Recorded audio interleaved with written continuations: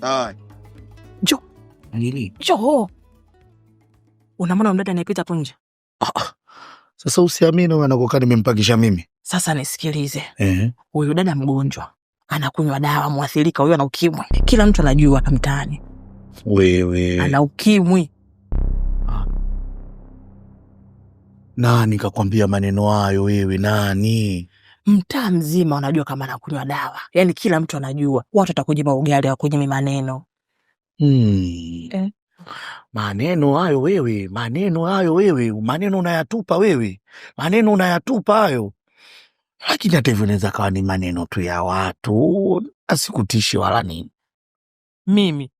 Sasa mimi maneno asinitishe vipi? Ni maneno tu. Maneno. Nenda dukani. Usitoke mpaka nije. Haya.